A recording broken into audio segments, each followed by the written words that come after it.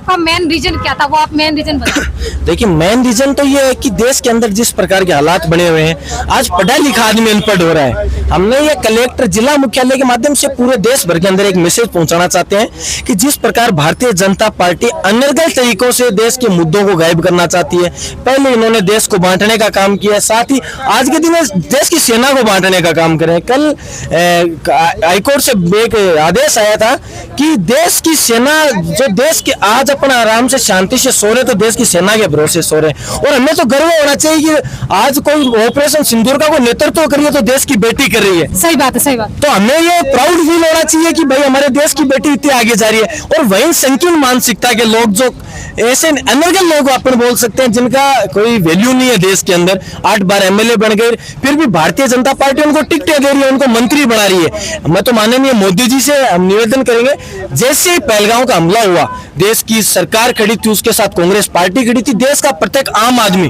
आगे आकर प्रधानमंत्री जी के साथ खड़ा था, लेकिन उनकी सरकार का एक मंत्री एक ये अनर्गल बयान देता है कि वो देश की बेटी नहीं है, वो पाकिस्तानियों की बेटी है। अगर आप पर फिर आतंकवादी कौन हो गए?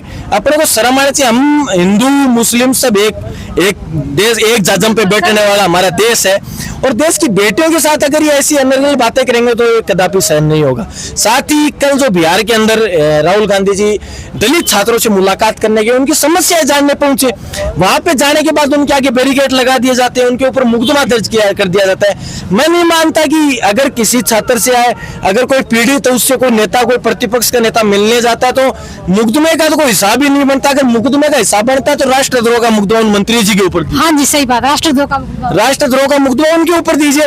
लेकिन देश के अंदर लोगों को जिस प्रकार ब्रेन वॉश किया जा रहा है, कल देखिए आप बाल मुकुंदाचार्य जी क्या कर रहे हैं, वहां पर तिरंगा यात्रा चल रही है और तिरंगे से अपने नाक पोंछ रहे हैं, अपना मुंह पूछ रहे हैं, किस प्रकार की ये तिरंगा यात्रा निकाल रहे हैं। इनको खुद को शर्म आनी चाहिए। वो अपने पार्टी का झंडा तो दूर रख रहे हैं और तिरंगे से अपना मुंह पूछ रहे हैं, बहुत शर्म की बात है।